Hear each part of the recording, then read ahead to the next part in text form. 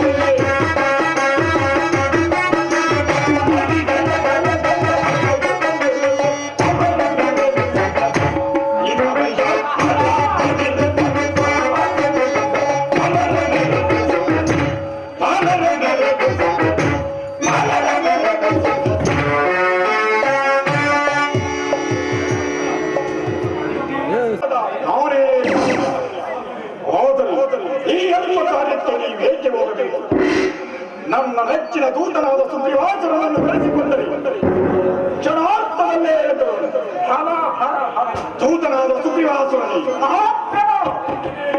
ನೀನೇ ಹೀಗಿನ ಹಿಮಾಚಲಕ್ಕೆ ಹೋಗಿ ಆ ಸುಂದರಿಯನ್ನು ಕಂಡು ಕರೆತರದೆ ಬಾರದಿದ್ದರೆ ಹೇಳು, ಸರ್ವವು ನಿನಗೆ ಸೇರುವುದೆಂದು ಹೇಳು. ವೀರ ತ್ರೈಲೋಕರಸು ಸಿಂಹಾಸನವನ್ನು ಕೈಯಿದೆ ಎಂದು ಹೇಳು. ಹೇಳದಿದ್ದರೆ ಭಾಗ್ಯ ಯುಕ್ತಿಗಳನ್ನು ಹೇಳು. ಹೇಗಾದರೂ ಮಾಡಿ ನೀನು ಅವಳನ್ನು ಕರೆತರಲೇಬೇಕು.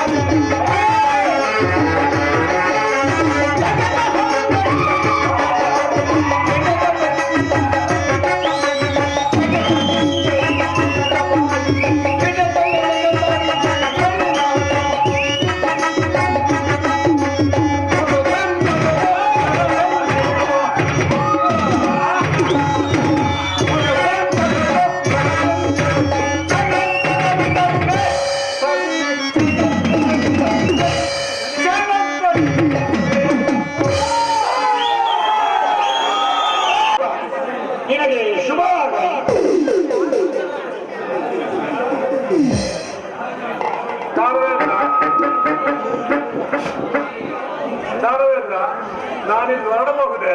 ಸಂತೋಷ ಪೂಜನೆ ಹೋಗಿ ಬನ್ನಿ. ಆದರೆ ಆಗಿಂದಾಗ್ಗೆ ನೀವು ನಮ್ಮ ಅರಮನೆಗೆ ಬರುತ್ತೀರಿ. ಓಹೋ, ಅಗತ್ಯವಾಗಿ ಬರುತ್ತೇನೆ ಸರ್ವನಾಥಕ್ಕೆ.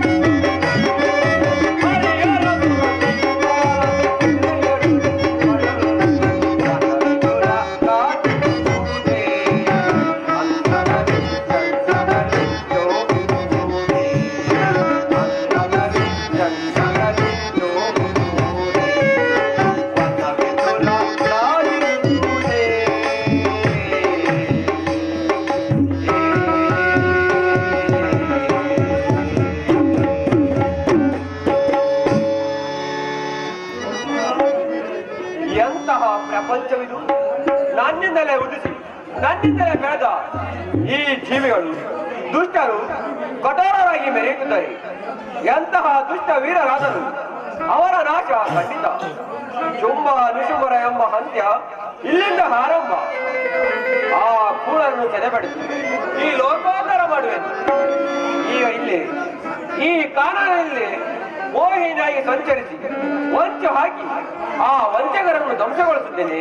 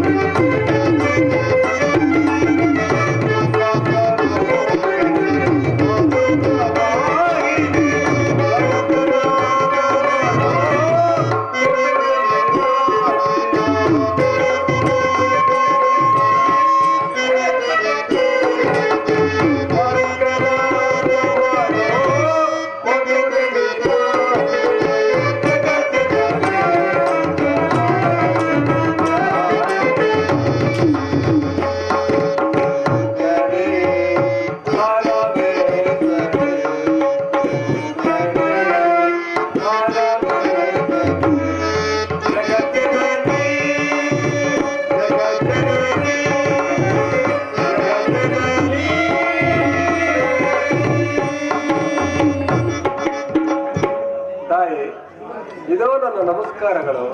ಕುಮಾರ, ನಿನ್ನ ಕಾರ್ಯ ಸಫಲವಾಯಿತೆ. ತಾಯಿ, ನಿನ್ನ ಕರುಣೆ ಎಂದಿದ್ದರೆ ಎಂತಹ ಕಾರ್ಯವಾದರೂ ಸಫಲವಲ್ಲವೇ? ತಾಯಿ, ನಾನು ಆ ಸುಂಬಾಸುರನ ಆಸ್ಥಾನಕ್ಕೆ ಏನೋ ಮಾಡಿ ಪ್ರವೇಶಿಸಿ ಅವನಿಗೆ ಅತ್ಯಂತ ವರ್ಣನೆಯಿಂದ ಮೋಹ ಬರುವಂತೆ ಮಾಡಿ ಹೇಳಿದೆ. ಆದ್ದರಿಂದ ಅವನು ಅತ್ಯಾನಂದಗೊಂಡು ನನ್ನನ್ನು ಬಹುವಾಗಿ ಹೊಗಳಿದನು. ಹಾಗೂ ಸುಗ್ರೀವಾಸುರನೆಂಬ ದೂತನನ್ನು ನಿನ್ನನ್ನು ಕರೆತರುವಂತೆ ಕಳುಹಿಸುತ್ತಿದ್ದಾನೆ ಮಾತೆ. ಇಷ್ಟರಲ್ಲಿ ಆ ದೂತ ಬರಬಹುದು ತಾಯಿ. ಬರಲಿ ಕುಮಾರ. ಆ ರಕ್ಕಸರ ವೈಭವ ಸೂರ್ಯನು ದಿಕ್ಕು ತಪ್ಪಿ ಸಾವಿನಂತೆಯೇ ಸೇರಿಸಿದ್ದಾನೆ. ನೀನು ಮರ್ಯಾವ ಕುಮಾರ? ಅದೋ ತಾಯಿ, ಆ ರಕ್ಕಸರಿದ್ದ ಕಡೆ ಬರುತ್ತಿರುವನು. ನಾನಿನ್ನು ಬರುತ್ತೇನೆ ಮಾತಾ.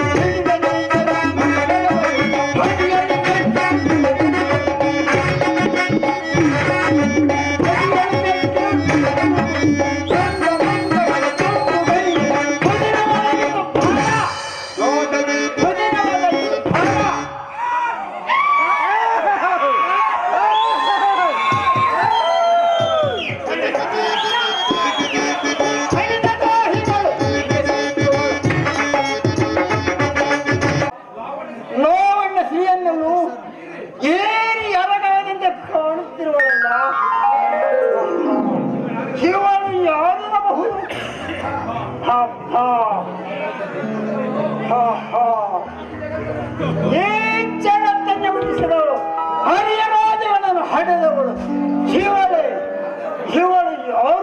ಎನ್ನಬಹುದು. ಗಂಧರ್ವ ದೇವ ಕನ್ಯೆಯರು ಇವರ ಎಡಗಾಲ ಉಂಗರಷ್ಟಕ್ಕೆ ಸಮರವಲ್ಲ. ಇಂಥ ಲಾವಣ್ಯವತಿಯನ್ನು ನೋಡಿದರು ನಾನೇ ಧನ್ಯನು.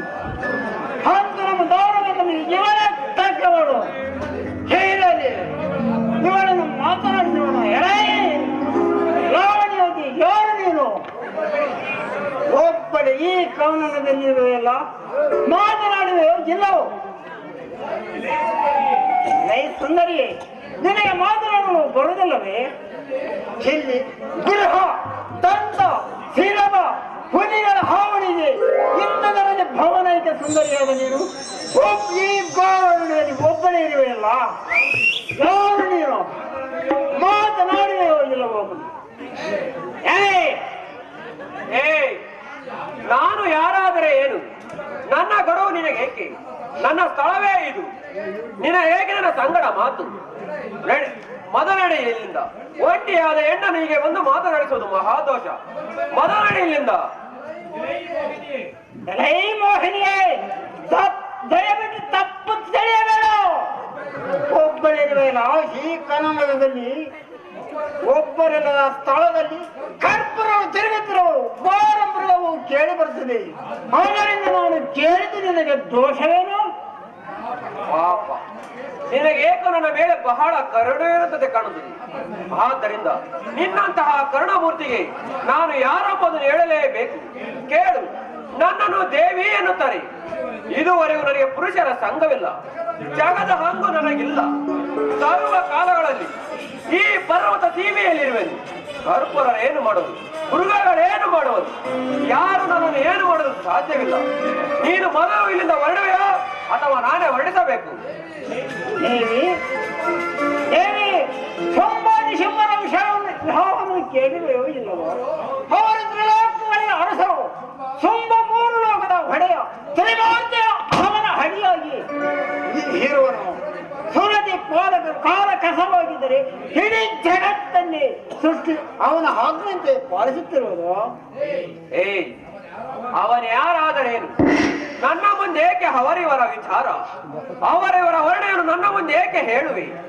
ನೀನು ಬಂದಿರುವ ಕಾರಣವಾದರೂ ಏನು? ಸುಮ್ಮನೆ ನೀನು ಇಲ್ಲಿಂದ ಹೊರಡುವೆಯೋ ಅಥವಾ ನಾನೇ ಹೊರಡಿಸಬೇಕು? ದೇವಿ, ಮೆಚ್ಚಿದ ನಿನ್ನ ಮಾತ್ರ ಸಮತ್ವರಕ್ಕೆ ನೀನು ಏನೆಂದರೂ ನಾನು ಸಹಿಸಿಕೊಳ್ಳುತ್ತೇನೆ. ಆದರೆ ನಾನು ಬಂದಿರೋ ಕಾರಣವನ್ನು ಹೇಳ್ತೇನೆ, ಕೇಳು. ಈ ಜಗತ್ತಿಗೆ ತಂದೆಯಂತೆ ಕಂಗೊಳಿಸುವ ರಾಜ ವಿಶಂಬರನ್ನು ಯಾರೆಂದು ತಿಳಿದಿರುವೆ? ದ್ರೋಹವೆಂದು ಹೇಳಲು ಬಂದಿರುವೆ. ಅಂತ ವೈಭವಿಕೆಯಾದ ಸುಂದರಿಗೆ ನೀನೇ ರಾಣಿಯಾಗಲಿ. ಎಲ್ಲ ಸೌಭಾಗ್ಯಗಳು ನಿನಗೆ ಸೇರುವವು. ಸಕಲ ಸುಖ ಸಂಪದವು ನಿನ್ನದೇ ಆಗುವುದು. ನೀನು ಮನಸ್ಸು ಮಾಡಿ ನಡೆ. ಫಲಾದೂತನಿ, ಮೆಚ್ಚಿದೆ ನಿಮ್ಮ ಶುಂಭಾಸುರರ ಶೌರ್ಯ ಸಾಹಸಗಳಿಗೆ. ಆಹಾ, ಎಂತಹ ವೀರ ಸುಂದರ ಸುಕುಮಾರ! ಅಪ್ಪ, ಅಂತಹ ಪರಾಕ್ರಮಿಯನ್ನು ನಾನೆಂದೇ ಕಂಡೇ ಇರಲಿಲ್ಲ, ಎಲ್ಲೂ ಕೇಳಿಯೂ ಇಲ್ಲ.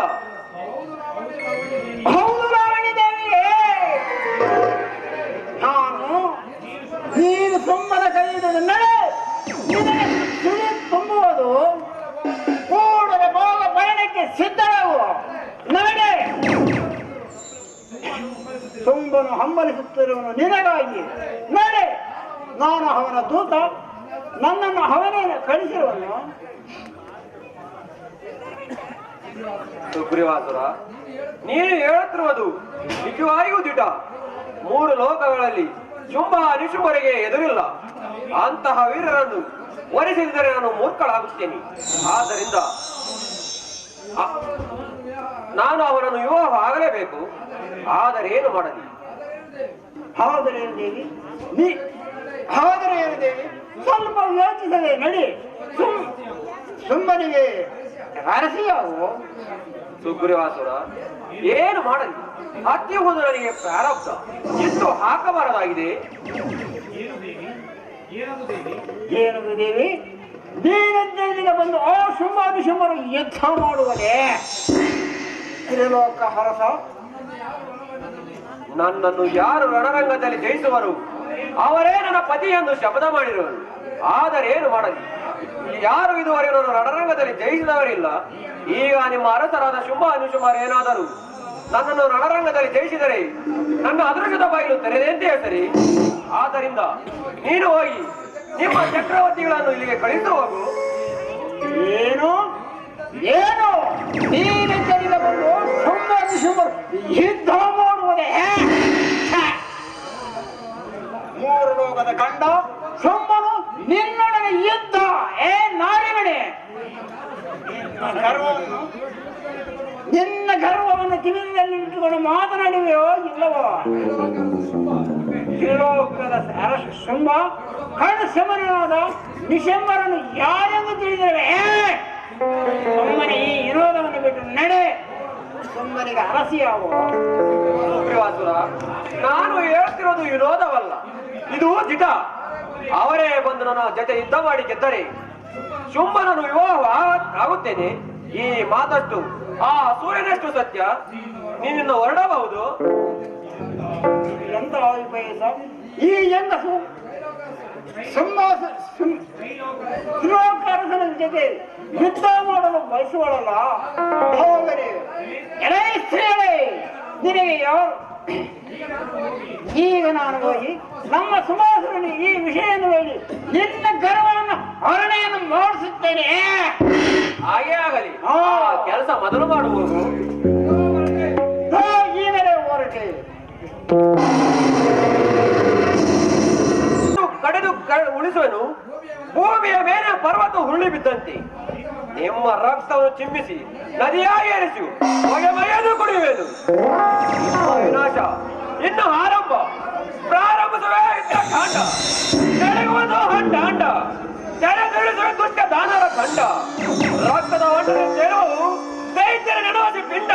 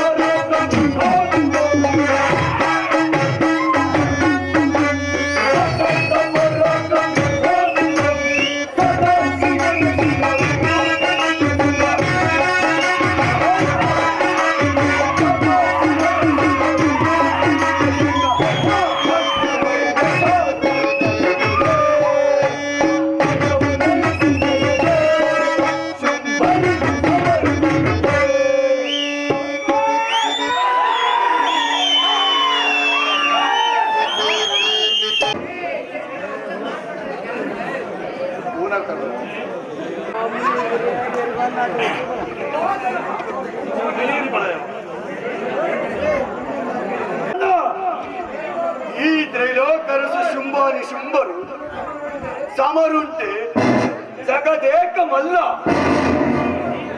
ಈ ಧೀರ ಶುಭ್ರ ಈ ಜಗತ್ತಿಗೆ ಒಡೆಯ. ಈ ಒಡೆಯನಿಗೆ ಆ ಹಿಮಾಚಲದಲ್ಲಿರುವ ಆ ತರುಣಿಯೇ ಸರಿಯಾದವಳು.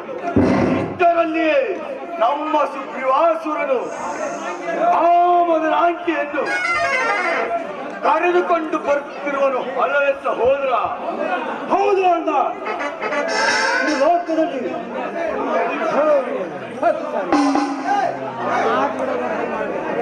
ಈ ಲೋಕದ ಒಡೆಯದ ನಿನಗೆ ಅವಳು ಸತಿಯಾಗಲೇಬೇಕು.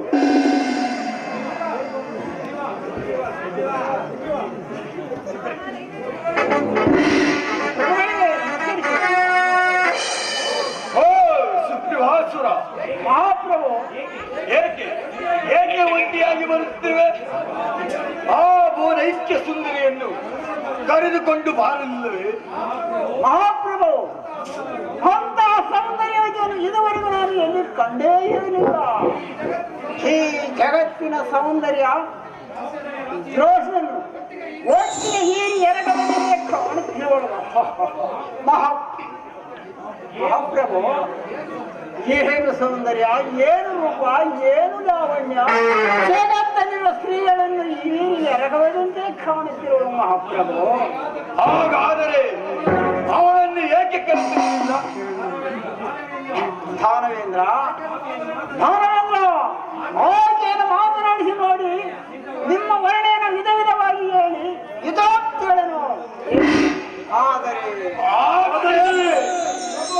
ಪ್ರಭು, ಹಾಗೇನು ಯಾರು ಯುದ್ಧದಲ್ಲಿ ಜಯಿಸುವರೋ ಅವರನ್ನು ವಿವಾಹವಾಗುತ್ತಂತೆ. ಆದರೆ ಇದುವರೆಗೂ ಅವಳನ್ನು ಯುದ್ಧದಲ್ಲಿ ಜಯಿಸಿದರೆ ಇಲ್ಲವಂತೆ. ಆದ್ದರಿಂದ ನೀವು ಹೋಗಿ ಅವಳ ಜೊತೆ ಯುದ್ಧ ಮಾಡಿದರೆ ನಿಮ್ಮ ಕೈ ಹಿಡಿಯುತ್ತಾಳಂತೆ. ಎಲ್ಲ ಕುಲ್ಲ ಸ್ತ್ರೀಯೇ, ನಾನು ಅವಳೊಡನೆ ಯುದ್ಧ? ಅವಳಿಗಿಷ್ಟೊಂದು ಸೊಕ್ಕೆ? ತ್ರಿಲೋಕಗಳನ್ನೇ ಹಿಡಿದು ತ್ರಿಮೂರ್ತಿಗಳನ್ನೇ ಬಡಿದು ಸಪ್ತ ಪಾತ್ರಗಳನ್ನೇ ಕಡಿದ ಈ ಸರ್ವೇಶ್ವರನು ಕೇವಲ ಸ್ತ್ರೀಯೊಡನೆ ಯುದ್ಧ? ನನ್ನ ನಡುವಿಕೆಗೆ ಕುಡಲು ಸಿಡಿದಿಗಳೇ, 14 ಲೋಕಗಳೇ ಬುಗಿಲಾಗಿ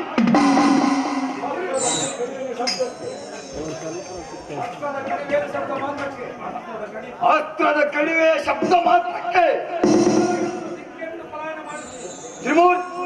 ತ್ರಿಮೂರ್ತಿಗಳನ್ನೇ ದಿಕ್ಕೆಟ್ಟು ಪಲಾಯನ ವಹಿಸಿ ಜಗತ್ತನ್ನೇ ಎತ್ತಿ ತತ್ತರಿಸಿ ತಲೆ ಕೆಳಗೆ ಮಾಡುವಂತೆ ಈ ನೀರ ಶುಂಭನು ಕೇವಲ ದೃಢ ಸಮಾನವಾದ ಬಲೆಯ ಜೊತೆ ಯುದ್ಧ ಅಸಾಧ್ಯ. ಮಾಡಿ ಇಷ್ಟೊಂದು ಸೊಕ್ಕೆ ನಾನೀಗಲೇ ಹೋಗಿ ಅವಳನ್ನು ತರತರನೆ ಎಳೆದು ಬರುತ್ತೇನೆ. ಇಲ್ಲದಿದ್ದರೆ ಅವಳನ್ನು ಬಂಧಿಸಿಕೊಳ್ಳುತ್ತೇನೆ. ಬೇಡ, ಪ್ರಚಂಡ ದೋರ್ದಂಡರಾದ ನೀನು ಕೇವಲ ಆ ಸ್ತ್ರೀ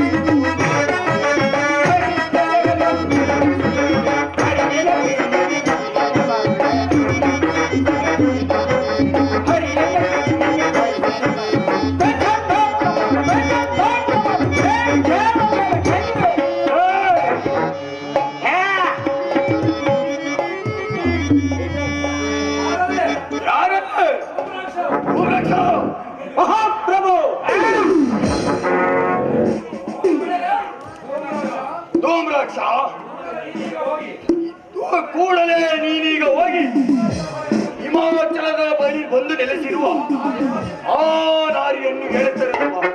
ಬಾರದಿದ್ದರೆ ಅವಳ ಮುಂದಲೆಯನ್ನು ಹಿಡಿದು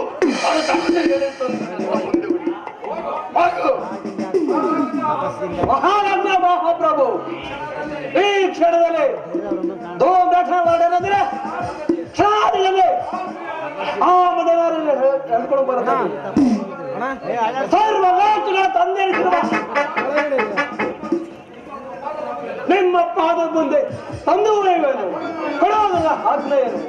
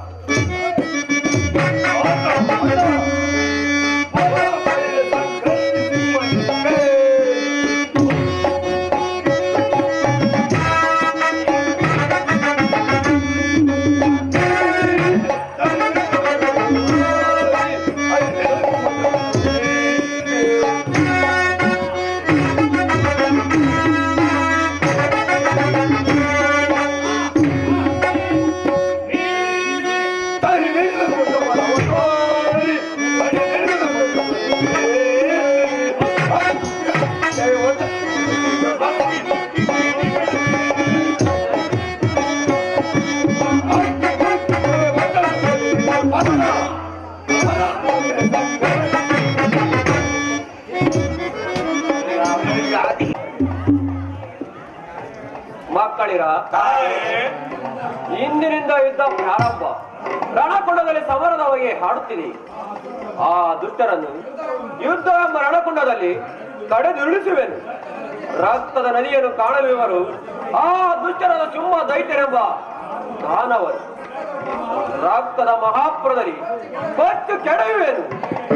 ಈಗ ಕೆರಳಿದ ಕೇಸರಿಯಂತೆ ಆ ದುಷ್ಟರಿಗೆ ಯುದ್ಧಕ್ಕೆ ಬಂದೇ ಬರುವರೆಂಬುದು. ಆ ಸಿಂಹನ ಸೈನ್ಯವು ಸಹಸ್ರ ದ್ರೋಣಿಗಿಂತಲೂ ದೊಡ್ಡದು. ಆ ಸೈನ್ಯದಲ್ಲಿ ಮಹಾ ದೊಡ್ಡವರನ್ನು ಭಯಂಕರವಾದ ಕ್ರೂರ ರಕ್ತಸರೇ ತುಂಬಿರುವುದು. ಆದ್ದರಿಂದ ಅವನು ಯಾರನ್ನು ಕಳಿಸುವನೋ ಏನು. ಅದೋ ತಾಯಿ ಶಿವ ನಿತ್ತಲೇ ಬರ್ತಾನೆ. ಮಕ್ಕಳೇ ಯಾವನೇ ಬರಲಿ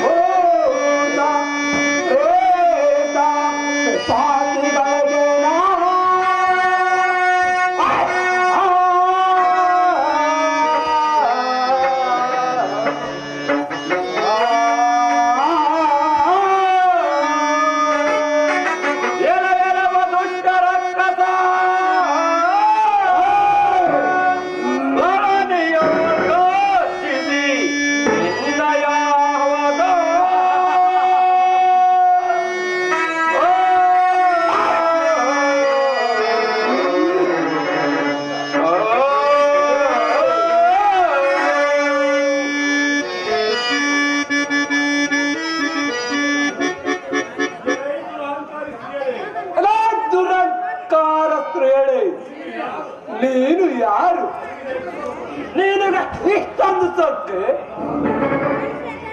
ಮದಾಂಧಳೆ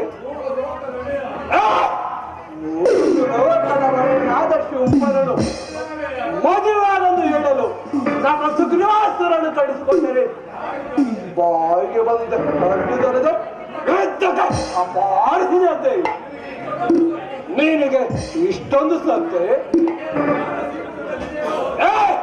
ನಿನಗೇನು ಜ್ಞಾನ ಸೀಮಿತವೋ ಇಲ್ಲವೋ ಸುಮ್ಮನೆ ನನ್ನ ಮಾತು ಕೇಳಿ ಬೇಕಾಗಳು ಎಲೆ ಬಡ ರಕ್ಕಸ ನಿಮ್ಮಂತ ವಿಷ ಕ್ರಿಮಿಯನ್ನು ಕಾಲಿನಿಂದ ಹೊಸಿಗೆ ಹಾಕುವ ಈ ಪರ ದೇವತೆಯು ನಿನಗೆ ಎದರಿ ಬರಲು ತಿಳಿದ ನೆಚ್ಚಾತ್ಮ ಸುಮ್ಮನೆ ಹಿಂದಿರುಗಿ ಆ ದುಷ್ಟ ಶುಂಭರನ್ನು ಇಲ್ಲಿಗೆ ಕಳಿಸು ಹೋಗು.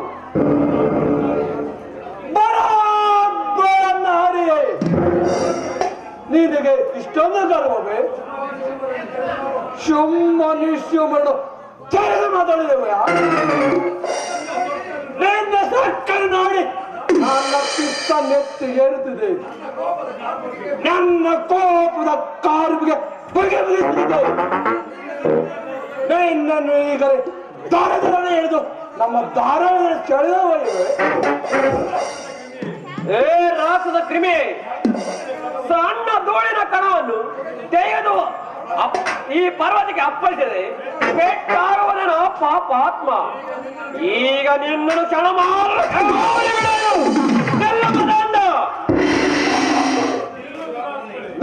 ದುರಾತ್ಮಳೆ ಹಾಬರ ಎಂದು ಇದುವರೆಗೂ ನಮ್ಮ ದಾನವೇದನ ಅರಸಿಯಾಗ ಹೇಗುವುದೇ ತಿಳಿದಿದೆ.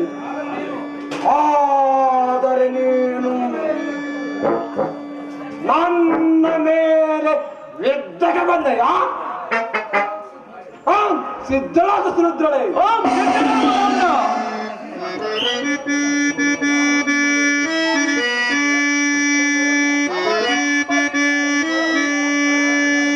ಸಮರಂ ಬಲಿಕೊಳ್ಳುವೆ ನಿನ್ನಯ.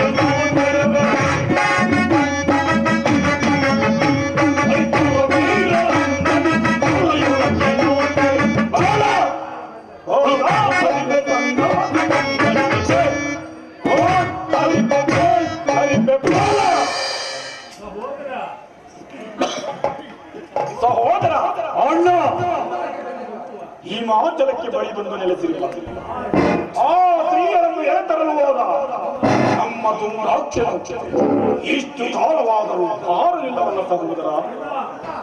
ಅಣ್ಣ, ನಮ್ಮ ಸೋಮರಾವತನ ಕಾರ್ಪೊಕೆಗೆ ಆ ನದಿಯು ಡ್ಯಾಡಿಗೆ ನೀರು ಹೋಗಿರಬೇಕು. ಅವರ ಜೊತೆಯಲ್ಲಿ ಒಂದೇ ಬರುತ್ತಿರುವ ನೋಡೋಣ.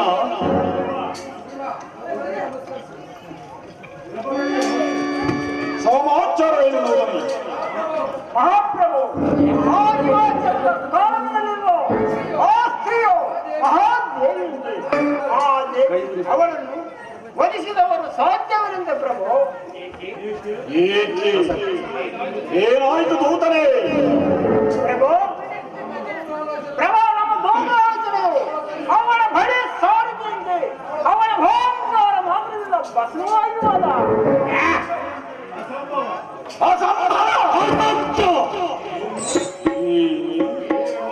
ಕೇವಲ ಒಬ್ಬ ಸ್ತ್ರೀಯಿಂದ ಈ ಶೂಷಣ ಸೇನ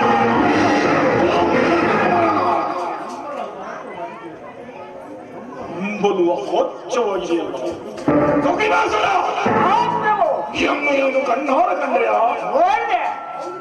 ಹೌದು ಚಕ್ರವರ್ತಿ, ಆ ದೇವಿಯು ಧೂಮ್ರಾಕ್ಷನ ಭಯಂಕರ ಯುದ್ಧವೇ ನಡೆಯಿತು. ಆ ಸುಂದರಿ ನಾರಿಯಂತಿದ್ದ ಆ ಸ್ತ್ರೀಯು ಸ್ವಲ್ಪದಲ್ಲಿ ಘೋರ ರೂಪವನ್ನು ತಾಳಿ ತನ್ನ ಕಿಡಿಗಣ್ಣಿನಿಂದ ಕಿಡಿ ಮುಗುಳುತ್ತ ಆ ಧೂಮ್ರಾಕ್ಷನನ್ನು ಭಸ್ಮ ಮಾಡಿಬಿಟ್ಟಳು. ಉದ್ರಿಸಗೊಂಡ ನಮ್ಮ ಸೈನ್ಯವು ಆ ದೇವಿಯು ಹಿಡಿಯಲು ಹೋಗುತ್ತಿದ್ದ ವಾಹನವು ಗರ್ಜಿಸುತ್ತ ನಮ್ಮ ಸೈನ್ಯದಲ್ಲಿನ ಹರಿದು ತಿಂದು ಭಸ್ಮ ಮಾಡಿತು. ನಾನು ಬರ್ತೇನೆ. ಇಲ್ಲ ವಿಷಯ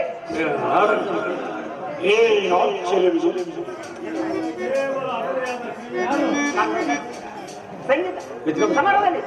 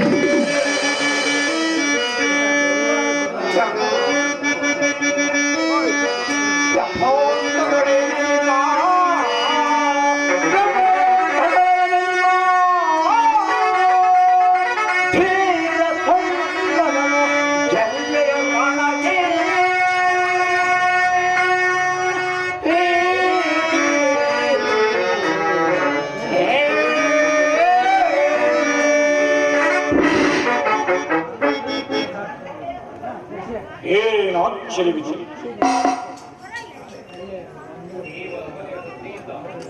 ಕೇವಲವಾದ ಅಮಲೆಯಾದ ಕೈಯಿಂದ ಮಹಾನ್ ಪರಾಕ್ರಮಿ ಧೂಮ್ರನಾಥನಾದನೆಂದರೆ ಇದು ಪರಮಾಶ್ಚರ್ಯದ ಸಂಗತಿಯಾಗಿದೆ.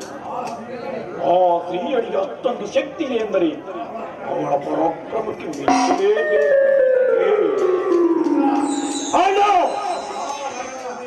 ಮಹಾಪರಾಕ್ರಮಿಯಾದ ನಮ್ಮ ಧೂಮ್ರಾವತನನ್ನು ಸಂಹರಿಸಿದ ಆ ಲಂಡ ಸ್ತ್ರೀಯನ್ನು ಮೆಚ್ಚುವುದೇ ದ್ವಿಜೋತ್ತಹೋಪಮಾನ. ಸುರಾತ್ರನನ್ನೇ ಕಡೆಗಡೆ ನಡುಗಿಸಿ ನಮ್ಮಡಿ ವಹಿಸಿಕೊಂಡು ಮಹಾವೈಭವಕ್ಕೆ ಅಪಮಾನ. ಕೇವಲ ಒಬ್ಬ ಸ್ತ್ರೀಯರಿಂದ ನಮ್ಮ ಸೇನ ನಾಯಕರು ಧೂಮ್ರನ ಮರಣವಾದನೆಂದರೆ ನಾವು ಸುಮ್ಮನಿರಲು ಸಾಧ್ಯವೇನಣ್ಣ. ನಾನು ಹತ್ರ ಕೊಡು. ಈಗಲೇ ಹೋಗಿ ಆ ನಾರಿಯನ್ನು ಕ್ಷಣ ಮಾತ್ರದಲ್ಲಿ ಹೇಳುತ್ತೇವೆ. ಓರದಿದ್ದರೆ ಕೊಂದು ಕಣ್ಣಿ ಮಾಡಿ ಬರುವೆನು. ನೀನು ಆ ಸ್ತ್ರೀಯೊಡನೆ ಯುದ್ಧ ಮಾಡಲು ಹೋಗುವೆಯಾ? ಬೇಡ. ಕಾಲ ನನಗೆ ಎದುರಿರುವಾಗ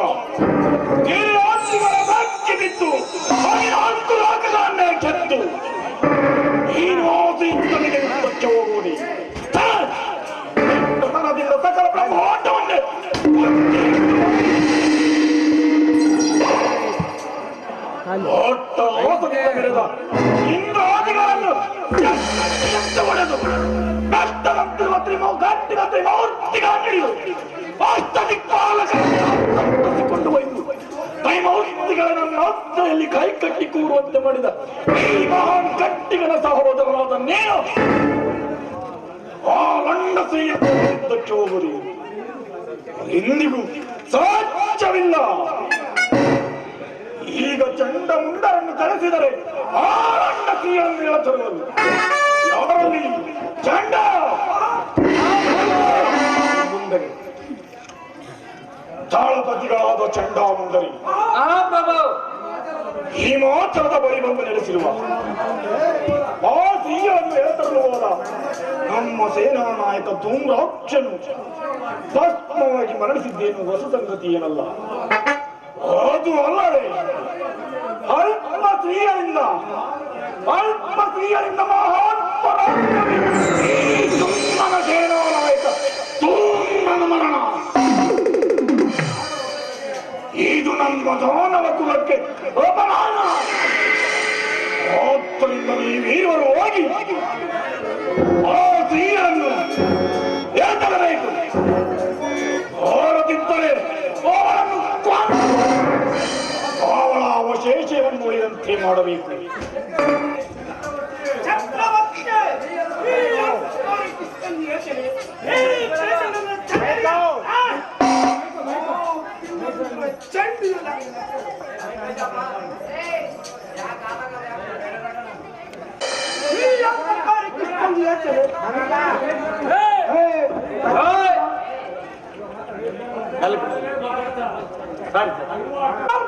ಇಷ್ಟೊಂದು ಯೋಚನೆ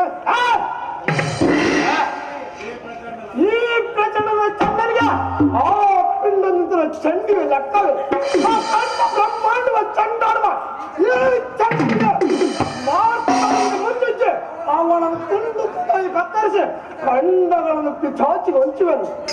ಎಲ್ಲದಂದ್ರೆ ಆ ಚಂಡಿಯನ್ನು ಕಿಟ್ಟಂಡಿ ಕಟ್ಟಿಸಿ ಬಂಧಿಸಿ ತರುತ್ತೇನೆ. ಕೊರಬಂದು ಹಾಕ್ತೇನೆ.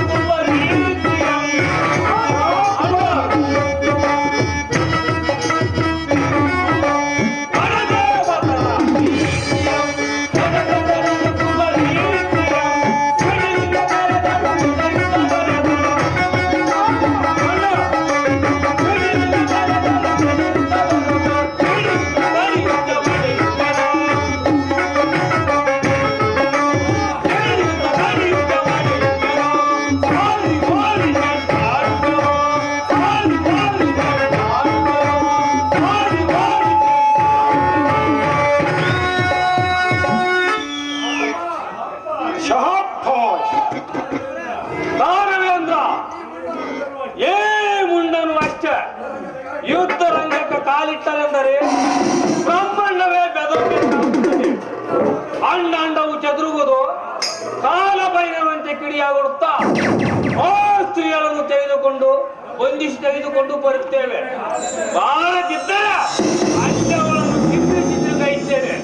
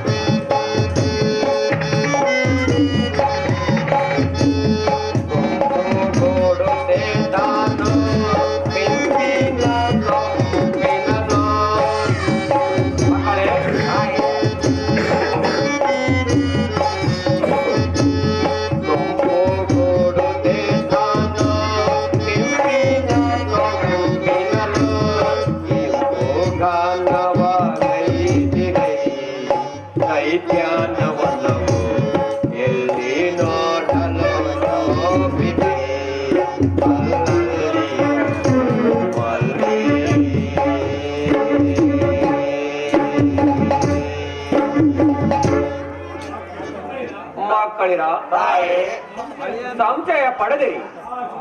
ಆ ಶುಂಭ ದೈತ್ಯರೆಂಬ ಕೊಂದು ಈ ಜಗತ್ತಿಗೆ ಶಾಂತಿಯನ್ನು ತಂದು ಹಾಕುವ ಕಾಲ ಒದಗಿ ಬಂದಿದೆ. ಲೋಕೋದ್ಧಾರ ಮಾಡುವ ಕಾಲ ಒದಗಿ ಬಂದಿದೆ. ಮಹಾನ್ ವೀರರು ದುಷ್ಟರು ಹುಟ್ಟುವುದು ನನ್ನಿಂದಲೇ, ನಾಶವಾಗುವುದು ನನ್ನಿಂದಲೇ. ಆ ಕೆಟ್ಟ ಉಳಂಬ ಕಾಲಿಂದ ಒದಗಿ ನೀವು ಭಯಪಡದಿರಿ. ತಾಯಿ ನೀನಿರುವಾಗ ನಮಗೆ ಯಾರ ಭಯವೂ ಇಲ್ಲ. ಆ ಶುಂಭ ದೈತ್ಯರು ಯುದ್ಧಕ್ಕೆ ತಾವೇ ಬರುವರು ಅಥವಾ ಯಾರನ್ನಾದರೂ ಕಳಿಸುವರೋ ಏನು?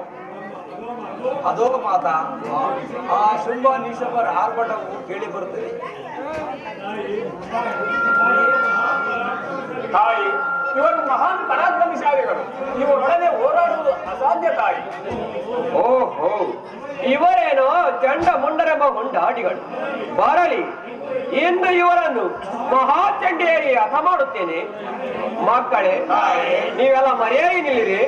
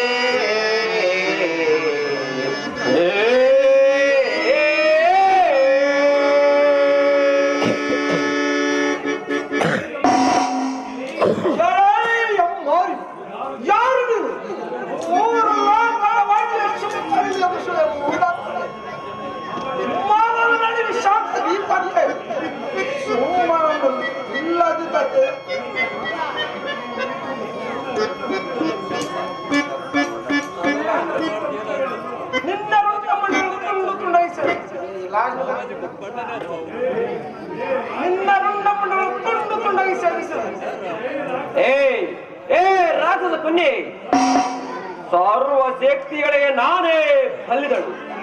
ಈ ಬಲ್ಲಗಳು ಗೆಲ್ಲುವೆ ಹತಮ.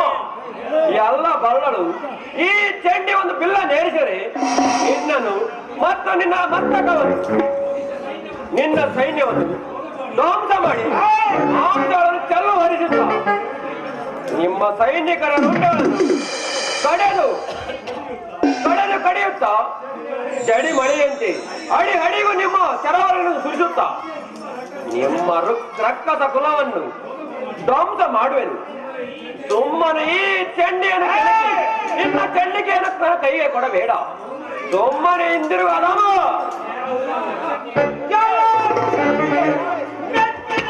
ಸುಮ್ಮನೆ ವ್ಯಕ್ತವಾಗಿ ನನ್ನೊಡನೆ ವಿಶ್ವಾಸ ದೀಪಕ್ಕೆ ನೀಚಾತ್ಮ, ನನಗೆ ಎದುರಾಗಿ ನಿಲ್ಲುವ ಬೀಳುವ ಶಕ್ತಿ ಯಾವುದಿಲ್ಲ. ನನ್ನಿಂದಲೇ ಸೃಷ್ಟಿಯಾದ ನೀನು ಈ ಜಗತ್ತಿನಲ್ಲಿ ಒಂದು ವಿಷ ಕ್ರಿಮಿ ಇದ್ದಂತೆ.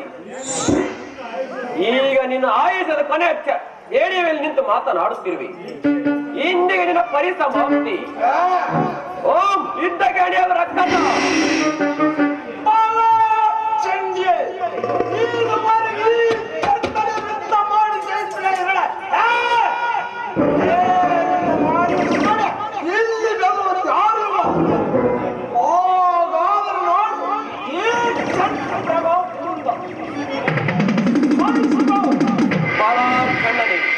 ನೀನು ವೀರ ಚಂಡನೇ ಸರಿ. ನಿನ್ನಂತಹ ಬಂಡ ರಕ್ಕಸರನ್ನು ಹಾಗೆ ಬಿಟ್ಟರೆ ಈ ಲೋಕಕ್ಕೆ ಹಾನಿ ಆಗುವುದರಲ್ಲಿ ಸಂದೇಹವೇ ಇಲ್ಲ. ಈಗ ನಿನ್ನ ಚೆಂಡಿಕೆಯನ್ನು ಚೆಂಡಾಡಿ ಮದುವೆಯನ್ನು ನಿಲ್ಲಬದ ಅಂತ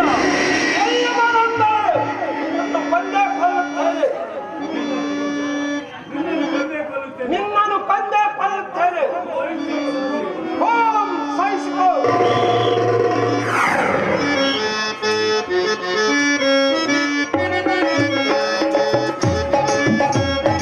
ಆ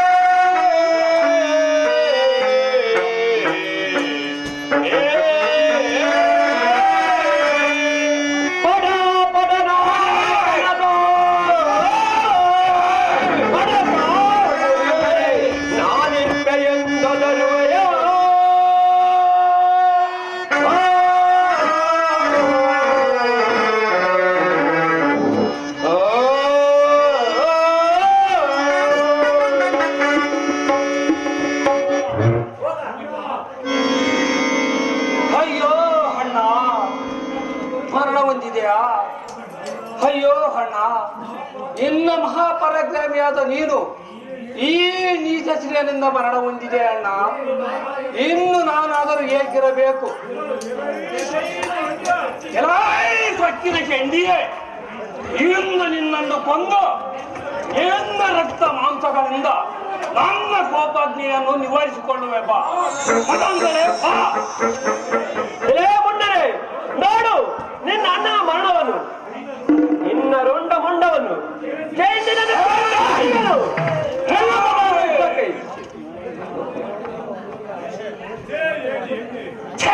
ಏಡಿಯನ್ನೇ, ನನ್ನ ಅಣ್ಣನ ಮರಣವಾದ ಮೇಲೆ ನಾನಾದರೂ ಏಕಿರಬೇಕು? ಈ ಚಂಡನನ್ನು ಕೊಂದನೆಂದು ಈ ಮುಂಡನೆದುರು ಯುದ್ಧ ಮಾಡುವುದು ಬಹಳ ಜಟಿಲ. ಈ ಸಾರಿ ನಾನು ಸುರಿಸುವ ಭಯಂಕರ ಅಸ್ತ್ರಗಳ ತಾಳ್ಮಳೆಯಿಂದ ಕತ್ತಲು ಕವಿದು ಬ್ರಹ್ಮಾಂಡದ ತುಂಬ ಒದಗಿಸಿಕೊಂಡು ಬರುತ್ತೇವೆ. ದೇವಲೋಕಗಳ ಉಸಿರುಗಟ್ಟಿ ಹೊರ ದೇವತೆಗಳು ಚಡಪಡಿಸಬೇಕಾಗುತ್ತದೆ. ಓಂ ಸಾಯಿಸುವ ಪಾಪಿಷ್ಟ ಮುಂಡನ ಮುಂಡಾಸುರನೇ ಕೇಳು, ಬರೀ ಅವನ ಮಾತನ್ನು ಶಕ್ತಿಯನ್ನೇಕೆ ವಯ ಮಾಡುವೆ? ಈ ಆದಿ ದೇವತೆ ಮುಂದೆ ನಿನ್ನ ಜೊಳ್ಳ ನುಡಿಗಳನ್ನು ಬಿಟ್ಟು ಪಳ್ಳು ಹಸ್ತವು ನೀಡಿ ನಿನ್ನ ಆಯಸದ ಬಿನಿಗೆ ತುಂಬುತ್ತಾ ಬಂದಿದೆ. ಓಂ ಹೇಗೆ ಸಿದ್ಧನೋ ಪಾಪಿಷ್ಟ, ಸಿದ್ಧನೋ ನಿಜಾತ್ಮ ಗುರಿಚ್ಚಳೆ ನಿನ್ನ ರುಂಡದ ಮುಂದೆ ಹಿಡಿದು ನಿನ್ನ ದೇಹವನ್ನು ತೂರು ತೂರು ಮಾಡಿ ನಿನ್ನ ರಕ್ತದಿಂದ ನನ್ನ ರಣದ ಒಡಗಿಸಿ ಇನ್ನು ನಿನ್ನ ಅವಶೇಷ ಉಳಿಯದಂತೆ ಮಾಡುತ್ತೇನೆ. ಓಂ ಸಾಯಿಸುವ ಪಾಪಿಸ್ತಳೆ. ಓಂ ಸಿದ್ಧನಾಗ ಮಲಂದ.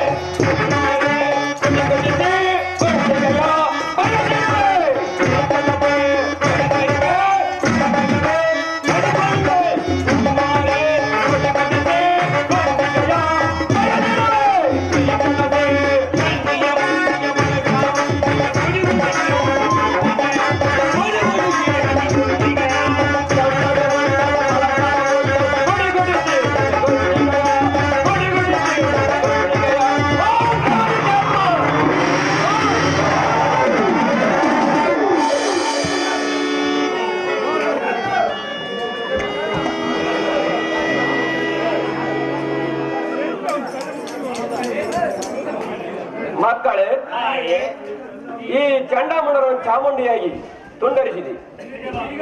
ಈಗಲಾದರೂ ಆ ದುಷ್ಟ ದೈತ್ಯ ಶುಂಭ ದೈತ್ಯರು ಯುದ್ಧಕ್ಕೆ ಬರುವರೋ ಏನು ನೋಡೋಣ.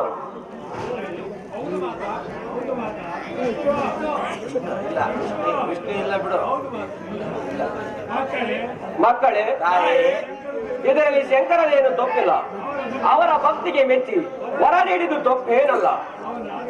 ಅವನು ಯಾರೇ ಬರಲಿ, ಶಾಪ್ತ ಸರಗಳಿಗೆ ಉಕ್ಕುಕ್ಕಿ ಬಂದು ಪ್ರಳಯರಸ ಉಕ್ಕುಕ್ಕಿ ಬ್ರಹ್ಮಾಂಡಗಳಿಗೆ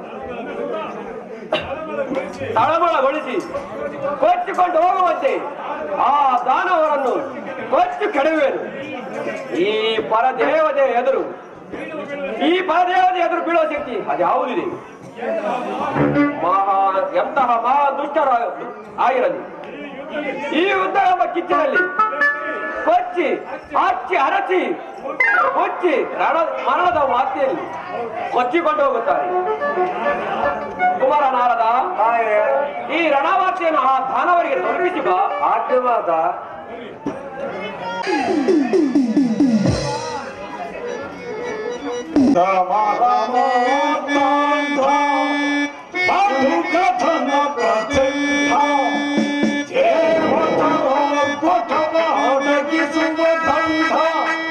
ಚಂಡ ವಿಕ್ರಮ ವಿನಕ್ತಿ ಕರ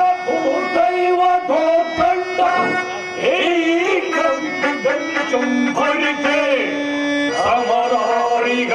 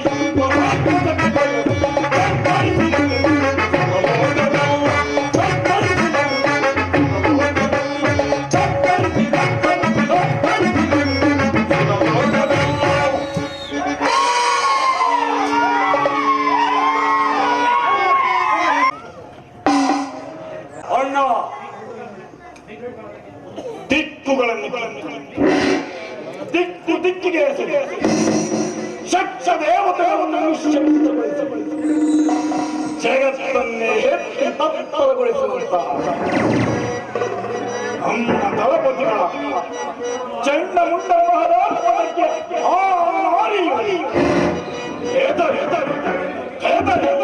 ಚೆದರಿ ಹೋಗಿರಬೇಕೆಂದರೆ ಸಹೋದರ ಇಂದು ಚಂಡಮುಂಡರು ಅವರನ್ನು ತೆಗೆದುಕೊಂಡು ಬಂದೇ ಬರಬಹುದಲ್ಲವೇ ಸಹೋದರ? ಆಗುವುದಲ್ಲ. ನಮ್ಮ ಸೈನ್ಯದ ತಂಡನ್ನು ನೋಡಿ ಆ ಚಂಡಿಯ ಪಿಂಡವು ಬೆಚ್ಚಗದಲ್ಲಿರಬೇಕು.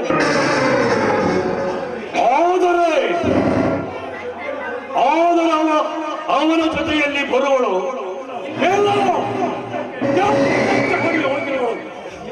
ಎಂಬುದೇ ನನ್ನ ಸಂದೇಹ. ಯುದ್ಧಕ್ಕೆ ಅಣಿಯಾಗಲು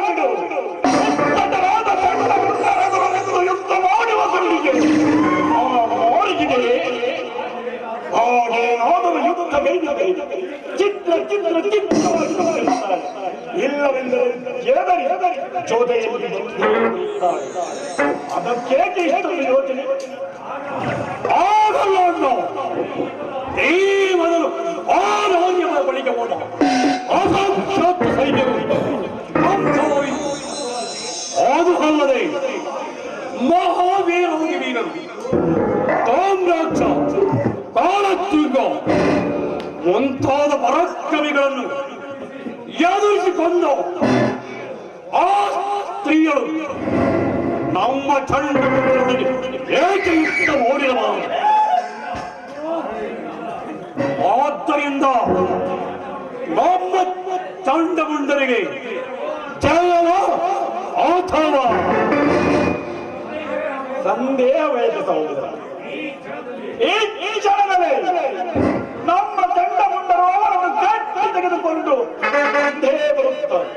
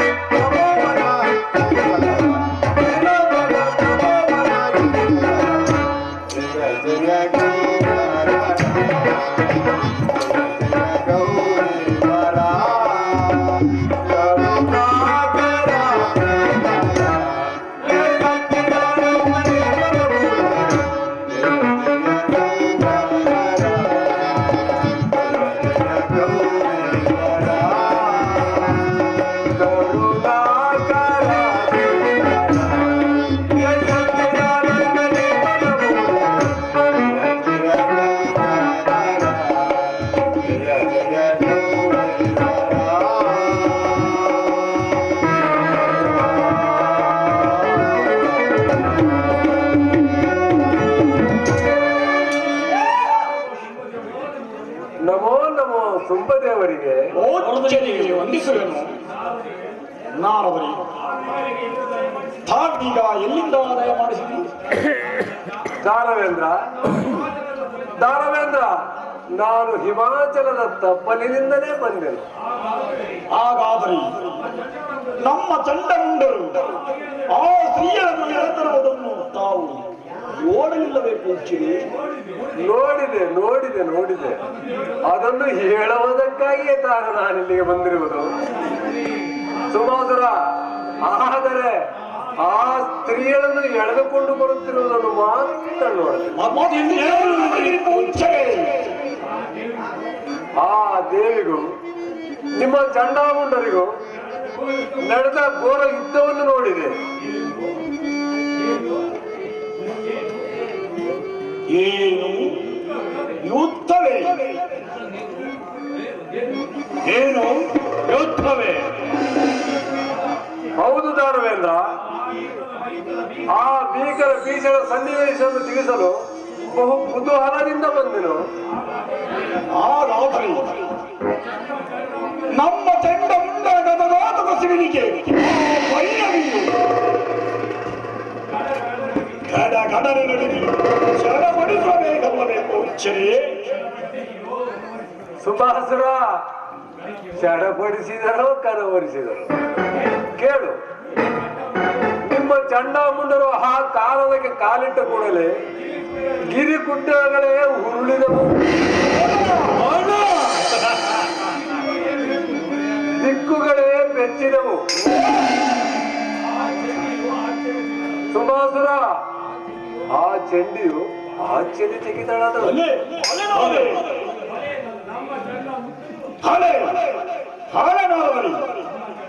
ನಮ್ಮ ಚಂಡಮುಂಡರು ಕೇವಲ ರಣರಂಗಕ್ಕೆ ಕಾಲಿಟ್ಟು ಅವಳು ದಿಕ್ಕಾದರೆಂದರೆ ಅವಳು ನಮ್ಮ ದಾಪತಿಗಳಿಗೆ ಹೆದರಿ ಹೋಗಿ ಬಂದೇ ಬರಬಹುದಲ್ಲವೇ ಪೂಜ್ಯರೇ? ಇಲ್ಲ ಸುಂಬಾಸುರ, ಕೇಳು, ಬಂಧಿಸುವಷ್ಟರಲ್ಲಿ ನಿಮ್ಮ ಸೈನ್ಯವು ಆ ದೇವಿಯ ಸುತ್ತ ಮುಟ್ಟಿತು. ಆಗ ಉಗ್ರಕೋಪ ತಾಳಿದ ಆ ಚಂಡಿಯು ನಿಮ್ಮ ಸೈನ್ಯವನ್ನು ಕೇವಲ ಕಾಲಿನಿಂದ ತುಳಿದು ಧ್ವಂಸ ಮಾಡಿಬಿಟ್ಟಳು. ಧ್ವಂಸ ಮಾಡಿದಳು.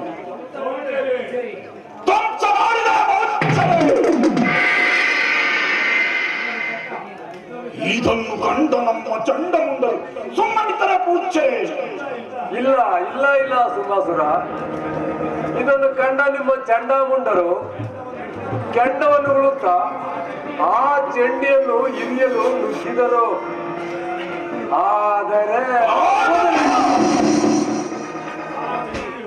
ಆದರೆ ಆ ಚಂಡಿಯು ಕಡು ಕೋಪದಿಂದ ನಿಮ್ಮ ಚಂಡಾಮುಂಡರನ್ನು ತುಂಡರಿಸಿ ರಣಕುಂಡಲದಲ್ಲಿ ಚೆಲ್ಲಿಯೇ ಬಿಟ್ಟಳು.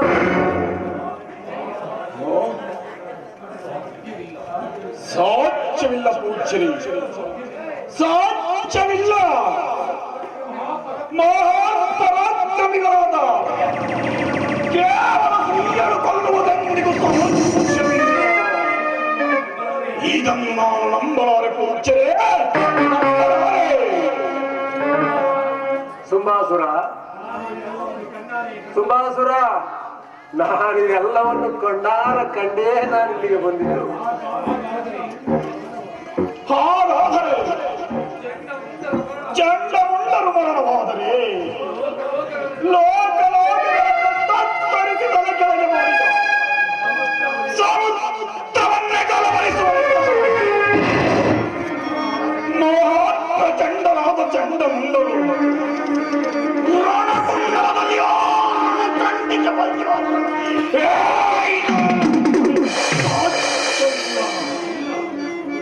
ಸಾಧ್ಯವಿಲ್ಲ ಪೂಜ್ಯರೇ, ಸಾಧ್ಯವಿಲ್ಲ. ಇಂದು ಮಾರಿಯನ್ನು ಕೊಂದು ಚಿಂದಿ ಮಾಡದೆ ಇರಬಹುದು.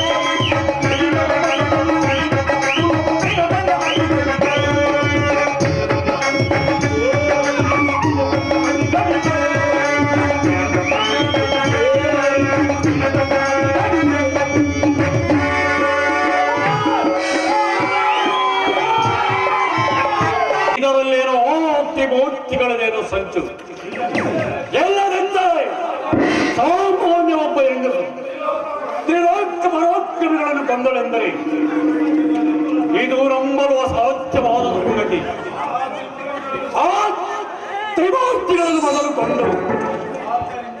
ಆದ್ದರಿಂದ ನಾಳೆ ಇಂದು ಯುದ್ಧಕ್ಕೆ ತೆರಳುವೆನು ಎಂದು ನಾನು ಯುದ್ಧದಲ್ಲಿ ತ್ರಿಮೂರ್ತಿಗಳನ್ನು ಕೊಂದು ಚಿಂದಿ ಮಾಡಿ ಬರುವೆನು. ಕೊಂದು ಚಿಂದಿ ಮಾಡಿ ಆ ದೇವ ಸಂಭವನ್ನು ನೋಡು ಮಾಡಿ ಬರುವೆನು. ಆಳದವಳಾದ ಕಾಳಿಯನ್ನು ಸಿಗಿದು ಹೇಳಿ ಅವಳ ಮುಂಡೆಗಳನ್ನು ಚಚ್ಚಿ ಕೈ ಕಾಲುಗಳನ್ನು ಮುರಿದಿಕ್ಕಿ ಬರುವೆನು. ಅವನು ನನ್ನ ಭಕ್ತೇನು ಎಂದಿಗೆ ನಮ್ಮ ಕೋಲಗಳನ್ನು ಸಂಧ್ವಂಸ ಮಾಡದೆ ಹಿಂದಿರುಗಲಾರೆ. ನನ್ನನ್ನು ಆಶೀರ್ವಾದ ಸಣ್ಣ ಬೇಡ ಸಹೋದರ, ಬೇಡ. ನಿನ್ನ ಪ್ರಾಣವನ್ನು ಬಲಿದಾಡು ನನಗೆ ಚಲ್ಲ. ತ್ರಿಮೂರ್ತಿಗಳ ಈತಗಳು ನನಗೆ ತುಣ ಸಮಾನ. ಆದರೂ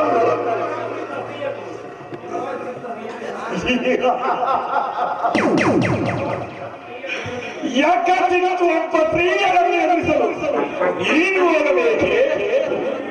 ಶೂರ ಧೀರ ಶೂರ ನಾನಿರುವಾಗ ನೀನು ಆ ತೀರ್ಥದಲ್ಲಿ ಯುದ್ಧಕ್ಕೆ ಹೋಗುವುದು.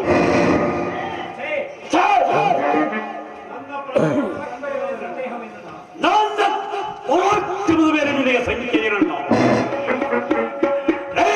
ಸೃಷ್ಟಿ ತಲೆಗಳನ್ನು ನನ್ನ ಅರ್ಥೈಸಿಕೊಂಡರು. ಆದರೆ ತಾಳನ್ನು ಫಲಿಸಬಲ್ಲ ನನ್ನ ಪರಾಕ್ರಮದ ಮೇಲೆ ನಿನಗೆ ಸಂಖ್ಯೆ ಏನಲ್ಲ. ಇಲ್ಲ ಸಹೋದರ, ಇಲ್ಲ. ನಿನ್ನ ಅಪರಾಧದ ಪರಾಕ್ರಮವನ್ನು ನಾನು ಬಲ್ಲೆ.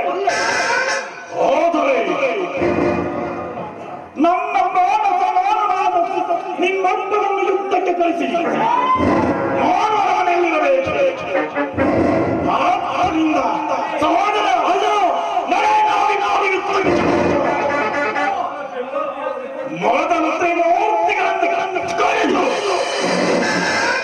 ತ್ರಿಲೋಕಗಳನ್ನು ಧ್ವಂಸಗೊಳಿಸಿ ಯುದ್ಧ ರಂಗದಲ್ಲಿ ನಾವು ಮಾಡುವ ಕದನದಲ್ಲಿ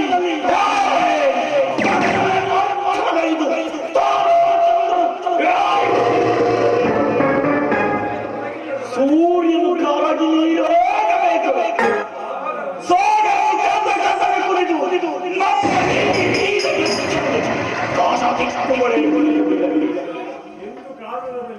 ಇಂದು ಆ ಕಾಲದಲ್ಲಿ ಒಬ್ಬ ಜ್ಯೋತಿಯನ್ನು ಕೊಂದು ಚಿಂದಿ ಮಾಡದಿದ್ದರೆ ನಾವು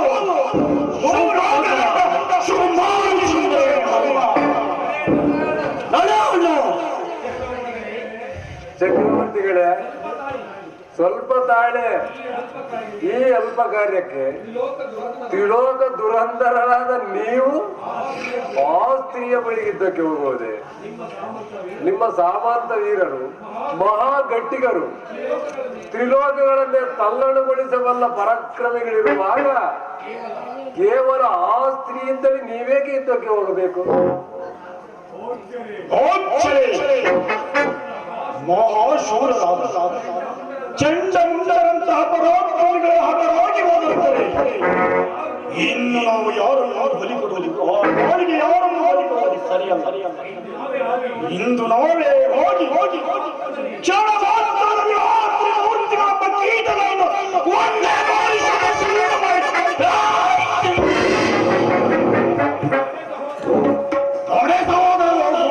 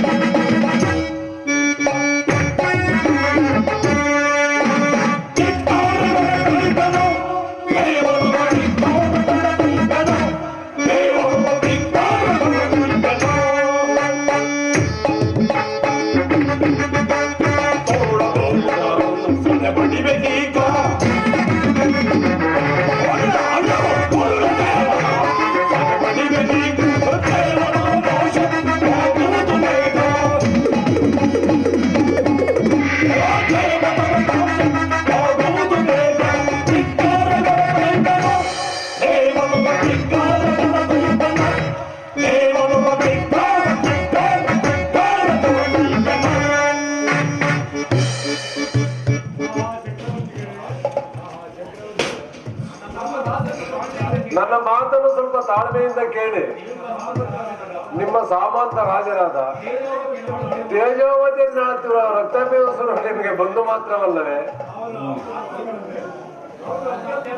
ಅವನು ಅತ್ಯದ್ಭುತ ವರಗಳನ್ನು ಪಡೆದು ಕಾಲ ಭೈರವನಂತೆ ಮೆರೆಯುತ್ತಿರುವನು. ಅವನು ಒಂದು ತೊಟ್ಟು ರಕ್ತವು ಭೂಮಿಗೆ ಬಿದ್ದರೆ ಅವನಂತ ಸಹಸ್ರಾರು ರಕ್ತ ಬೀಜರು ಬೀಸುತ್ತಾರೆ. ಇದರಿಂದ ಆ ಶಾಂಭವಿಗಾಗಲಿ ದೇವತೆಗಳಿಗಾಗಲಿ ಹೋರಾಡಲು ಸಾಧ್ಯವೇ ಇಲ್ಲ.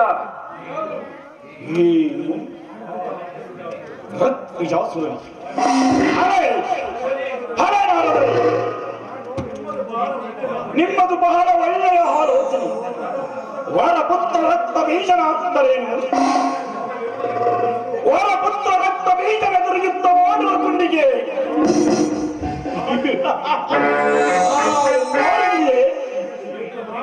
ಇನ್ನು ಮಾಡಲು ಯುದ್ಧ ಕಾಣಿ.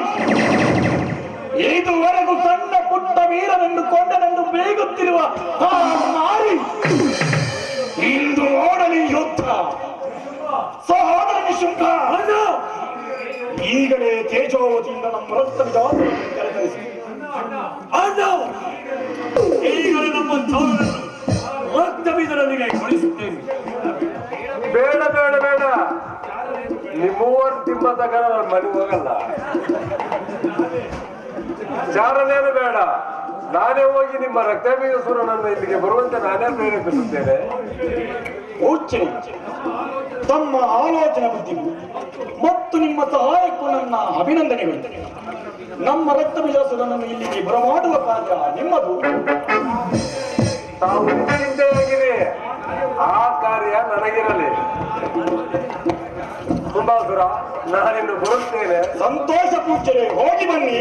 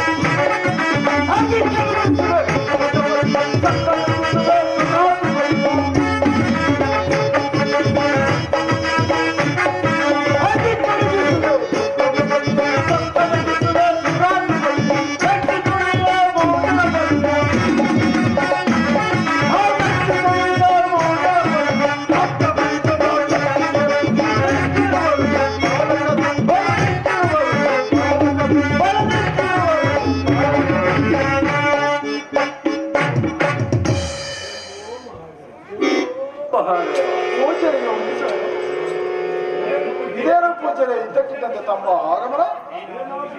ಏನಾದರೂ ವಿಶೇಷ ಸಮಾಚಾರವಿದೆ? ವಿಶೇಷವಾದ ವಿಚಾರವನ್ನು ತಾರದೇ ಇರುವುದು ಈ ನಾರದರ ಜಾಯಮಾನದಲ್ಲಿ ಇಲ್ಲ.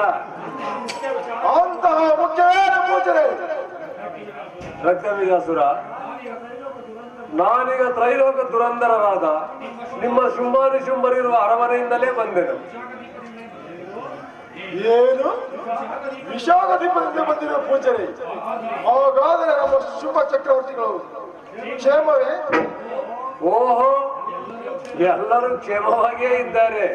ಆದರೆ ಅವರು ನಿನ್ನನ್ನು ಅತಿ ಶೀಘ್ರದಲ್ಲಿ ಬರುವಂತೆ ಹೇಳಿ ಕಳಿಸಿದ್ದಾರೆ.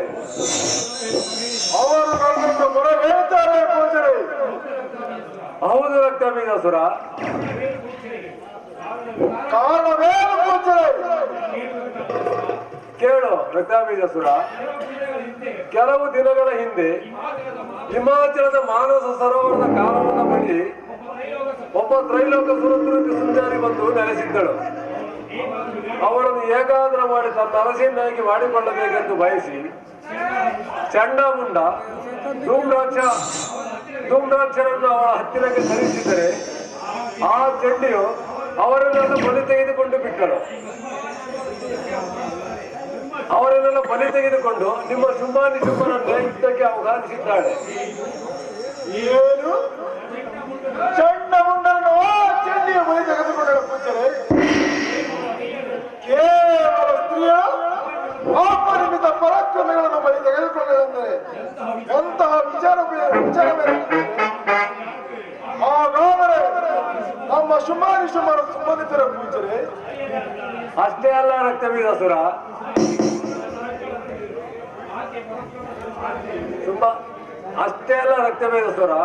ಆಕೆ ಪರಬ್ರಹ್ಮ ಸ್ವರೂಪಿಣಿಯಂತೆ. ಆ ಆದಿಶಕ್ತಿ ಎದುರಿಸುವುದು ಯಾರಿಂದಲೂ ಸಾಧ್ಯವಿಲ್ಲವಂತೆ.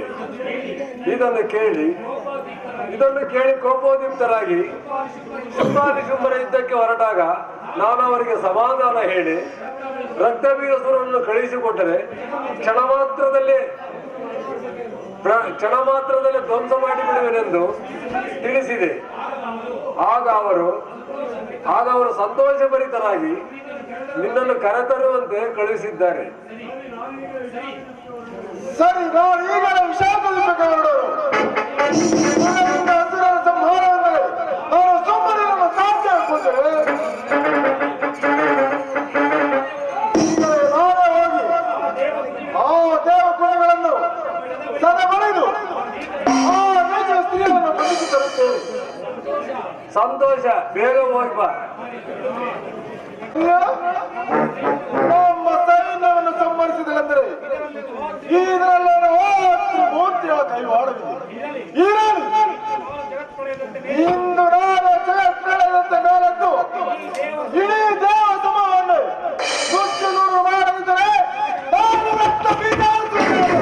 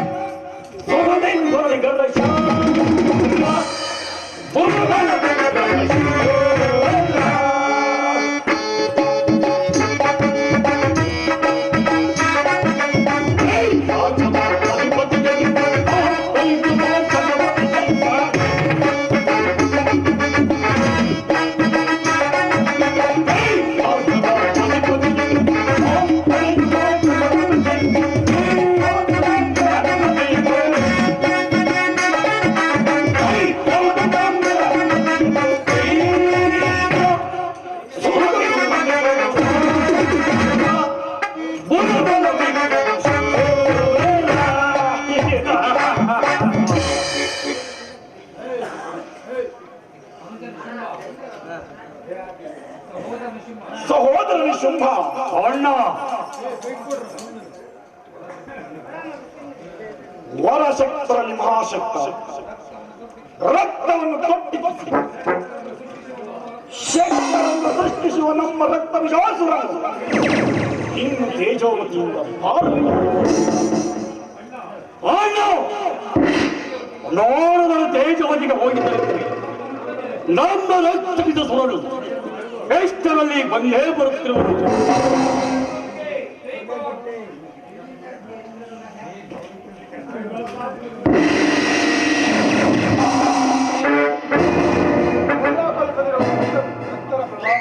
ಚಿರಂಜೀವಿ ಚಕ್ರವರ್ತಿಗಳೇ, ಇಷ್ಟು ಆತನನ್ನು ಕಳಿಸಿದ ಕಾರಣ ಮೋದಿಯಾಸುರ ಈ ಮಾತನದ ಬಳಿ ಬಂದು ನೆಲೆಸಿರುವ ಒಬ್ಬ ಸುಂದರಿಯನ್ನು ನನ್ನ ಅರಸಿಯಾಗಿ ಮಾಡಿಕೊಳ್ಳಬೇಕೆಂದು ಬಯಸಿ ನಮ್ಮ ದೂತರನ್ನು ಕಳಿಸಿಕೊಟ್ಟಿದ್ದರೆ ತ್ರಿಲೋಕ ಶೂರರಾದ ನಮ್ಮನ್ನೇ ಅವಳು ಯುದ್ಧಕ್ಕೆ ಆಹ್ವಾನಿಸಿದ್ದಾಳೆ. ಹಾಗಾಗಿ ನಾವು ಉದಾಸೀನತೆಯಿಂದ ನಮ್ಮ ಸೈನ್ಯವನ್ನು ಕಳಿಸಿಕೊಟ್ಟಿದ್ದರೆ ಅವಳು ಅದನ್ನೆಲ್ಲ ಧ್ವಂಸಗೊಳಿಸಿ ನಮ್ಮ ಚಂಡ ಮುಂಡರನ್ನು ಬಲಿ ತೆಗೆದುಕೊಂಡಿದ್ದಾಳೆ. ಆದ್ದರಿಂದ ನೀನೇ ಹೀಗಿನ ಹೋಗಿ ಆ ಹದವನ್ನು ಸಿಗಿದು ಸಾಯಿಸಬೇಕು. ಅವರದಿದ್ದರೆ ಅವರನ್ನು ಒಳ್ಳೆ ಚಿಂದಿ ಮಾಡಬೇಕು. ಚಕ್ರವರ್ತಿಗಳೇ, ಇದುವರೆಗೂ ನೀವು ಏಕೆ ಸುಮ್ಮನಿದ್ದೀರಿ? ಈ ವಿಚಾರವನ್ನು ನನಗೆ ಮೊದಲೇ ತಿಳಿಸಿದ್ದರೆ ಆ ದೇವಸಮೂಹವನ್ನೆಲ್ಲ ನುಚ್ಚುರು ಇಷ್ಟೊಂದು ಸೈನ್ಯವನ್ನು ಆ ಚಂಡಿಗೆ ಬಲಿ ಕೊಡಲು ಸಾಧ್ಯವಿರುತ್ತದೆ. ಇರಲಿ, ಇಂದು ನಾಳೆ ಯುದ್ಧಕ್ಕೆ ತೆರಳುವುದು. ಇಂದಿಗೆ ಆ ದುರಾತ್ಮನ ಕೊನೆ. ಇಂದು ರಣಕಾಳಿಯ ಬಲಿ ಮೂರ್ತಿಗಳ ರಕ್ತದಿಂದ ರಣರಂಗಕ್ಕೆ ತಳಿ. ರುದ್ರಾಸುರ, ಇದೆಲ್ಲ ತ್ರಿಮೂರ್ತಿಗಳ ಸಂಚು. ಆದ್ದರಿಂದ ಅವರನ್ನು ತೆಗೆದು ನಮ್ಮೊಳಮನೆಯ ಬಾಗಿಲಿಗೆ ತೋರಣ ಕಟ್ಟಿ ಬಾ. ಹಾಗೂ ದಿಗ್ವಿಜಯಶಾಲಿಯಾಗಿ ಹಿಂದಿರುಗು.